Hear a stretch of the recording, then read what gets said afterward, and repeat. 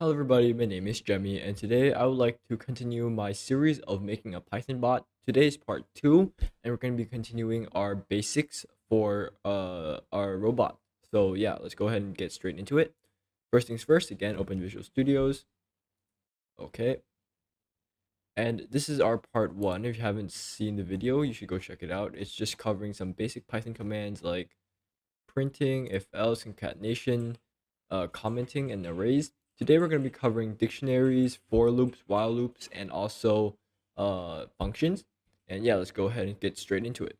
First, we press Control N. This creates a new file. Let's close. We can actually I'll leave that open. It's fine. I'll press Control S to save it into my folder. I'm naming this Python bot 2. But no, actually P2 to keep it simple. .py. Okay, and now once we're over here, we're now in our .py file, and we're gonna start off with dictionaries. Dictionary. All right. So dictionaries are kind of similar to lists, but dictionaries can store two things. They store a word or a keyword, and also the meaning, or it's more like the term, and then there's a subject and there's a term. I'll show you what it looks like. So we can say dic equals to these little curly brackets, and we're gonna say first one we're gonna say uh bun bun. It's just my cat, and then we're gonna store his age, or let's store his color first. Actually, I'm gonna make this bun bun. All right, I'm gonna make color like orange. Okay, and that's our first term. And our second, we just put a comma, and then we can write another one. We can just say age. I think he's like 8 or 7. I don't know. But you can also store integers as well as strings, and we can store lists as well. So we can store a lot of things inside of a dictionary. I'm gonna say uh we have the color, age, and also what else? Food. Favorite food is probably cat food. This is the only thing he eats, cat food. Okay, so if we have, why is it like that? Oh, I forgot to comment. Okay. All right, now when we do this, we can print out bun bun. So print bun bun like so. And we're to run this. As you can see, it prints out the dictionary. And if we were to print the type, what type is bun bun? So type bun bun like so. It would also say dictionary like that. Now let's go ahead and print out an individual term. So for example, we can say print bun bun and have this bracket right here. We can go for each of these categories. So I can say color, print bun bun color like that one, press enter, and it would say orange. And if we were to change color to age, it would say 7, and then the last one, food, would be like cat food. There you go. And now this is basically the simplest way to do dictionaries. Realized I spelled dictionary wrong. And now we can also make bun bun into a different type of dictionary. We can do dic like this, and then we can have parentheses, and this also turns to a dictionary using the dictionary command. Right? Wait, maybe dictionary. Maybe it requires a function. I'm not sure. We have to change from those colons into an equal sign. So let's go ahead and do that. Equal to, and equal to. Like that. Let's try it out. I also think we have to make it into one line. Oh, and then we can delete these really quickly. Like so. Okay, let's run it out. All right. Okay, now it works. And then we can also check the type still. It's probably still going to be dictionary. Print type bun bun like so. It's going to be dictionary. Yeah. So we can have two ways of writing a dictionary, that way or the other way. I'm going to control Z back the other way because it looks more original. Like so. Okay. There you go. All right. Now, once we're done with dictionaries, let's move on to our next one, which is while loops. So while loop. A while loop we can use to run something infinitely. So for example, we say while true. What do we do? Let's have a variable called like a or something. A equals to 1, and while true, print a, oops, print a plus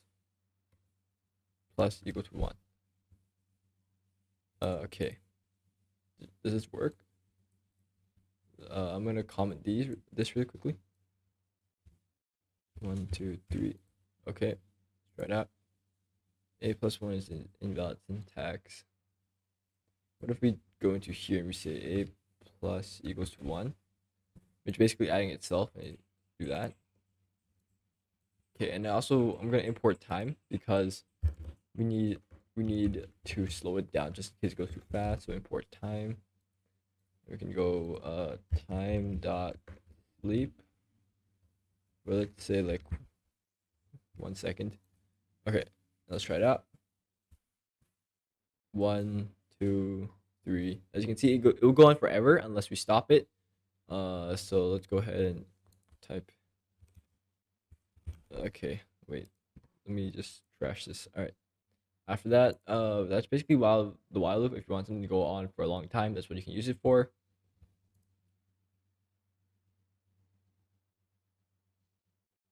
But now, what if we don't want to go on forever? So we can say while a is less or equal to what? Equal to 5, then keep going. Okay. But once it is greater than 5, then we say else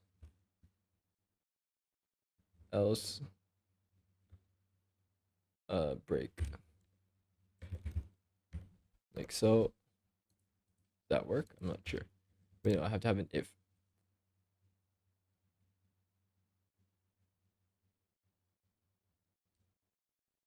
All right, so instead of this, we say if a is, I'm gonna say while true. Sorry, while true, if a is greater than 5, then break, like so. Let's try it out.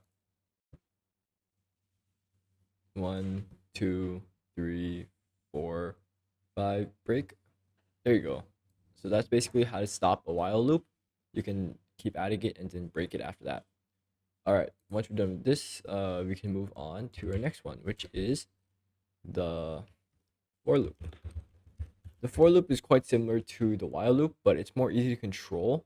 It has a lot more purpose, I feel like. So we can do for I in range, and then we can specify how much we want it to run. So let's say run 5 times. Again, I'm gonna copy this. Control C, Control V, like that. Okay, I'm also going to comment this out. Okay, so if a goes to 0, and then we do kind of the same thing. So a plus equals to 1. Print a. It's gonna come out really quickly because I have no weight. Yeah, as you can see, 1, 2, 3, 4, 5. And we can change this again to like 6.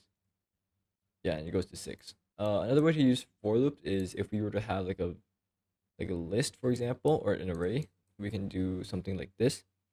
So let's have a Pokédex equals to this. We're gonna have Pikachu, like so. Pikachu. I haven't played Pokemon in a long time, so I don't remember all of them. Pichu, I kind of forgot. Pichu, there's Raichu. Yeah, I think we'll do the evolutionary tree of Pikachu for now. So now we're gonna say for Poke in Pokedex, like that. We don't need this anymore. We're gonna say print Poke, and what it does, it's gonna go through the loop and you're gonna print each one of them out. Oh, this is not callable. Pokedex print Poke. Oh, sorry. Make this an I. Then we can say in Pokedex print Poke I, like that. Print Pokedex I. Okay. Foreign range list object is not callable. Foreign range Pokedex. Does this work? Len Pokedex. Okay, maybe we do this. Len Pokedex. So now it prints out. Okay, there you go. Finally. So it prints out the amount of Pokemon in here. We can change it to add more. So we're 10 flip flop. As you can see, it just prints out the piplup instead of us having to print it on our own. So we can just keep adding to this list. It'll print out everything that is inside here. And yeah, that's basically it for loops. It's quite useful. Okay, let's move on to our last one, which is kind of complicated. Functions. It's not complicated in the sense where it's hard to do, but there's a lot of commands for us to execute, which makes it a little bit longer than the rest. So in functions, we basically have to, it's basically combining a big command into a small command. So for example, if we were to dissect our walk, so when we walk, we put our right foot forward, and our left foot, and our right foot, right? And so instead of saying right foot forward, left foot forward, we could say walk equals, like, define walk, and we can left foot forward, right foot forward. So when we walk, we could say we walk instead of those individual commands. For example, let me demonstrate it. So this is gonna be a simple one. We're gonna move on to advanced ones. Like after we've done this one. So let's go ahead, create this one really quickly. Let's say, what is a good command that is not useless, but is also not complicated? We can say math, again, formula, and I'm going to divide something by 2, then add 2 to it. Okay, so define formula. We're going to have in here, this is going to be our local variable where people can put stuff inside, and then we can edit through there. So inside of formula, the local variable is going to be x as a number. So we can say define formula. We're gonna x plus divide by 2, then x plus 2, print x. Like so. If we were to run it, nothing should happen because we haven't used it yet. But if we say formula equal formula, and we decide to call a variable, and inside is gonna be our number, so we're gonna put 4 divided by 2 is, no, that doesn't really work. Let's do 8. 8 divided by 2 is 4, plus 2 is 6. So let's try it. What? Okay, so divided by 2 is 4, plus 2 is 6. Why did it come out 8? Did not do this one yet. Print x. What if we set this as a variable? So a equals 2. And then x divided by 2. Then after that, plus 2. Like that. And we say print a.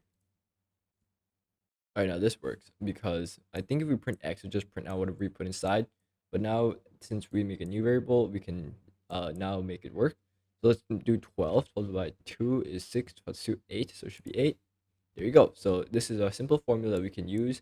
Simple function that we can use to do our command instead of having to do this for all of them. We can just say formula 12 and it'll calculate it for us, which is quite easy. All right, let's move on to some complicated things now. So I'm gonna comment this out. All right, let's make this into a game scenario because I feel like it's most entertaining. So we're gonna have a battle, I guess, and then this is to, I'm gonna make 2 functions, to heal and to attack. So let's make our attack one first. So define attack. Inside we're gonna have enemy and what, health, enemy and enemy health, and let's just say EH for enemy health. All right, so we're gonna do this, and we're gonna say enemy. I'm gonna say en. Okay, and then So, if we say attack enemy, and we put the name, then we put the amount of HP they have right now. We can say like f string print f string. We're gonna say n got taken. Wait, got attacked. Okay, and then we're gonna print another one. We're gonna say n lost, and okay, we got n got attacked, and then after that we're gonna say n is now at EH minus. So I'm gonna make EH really quickly.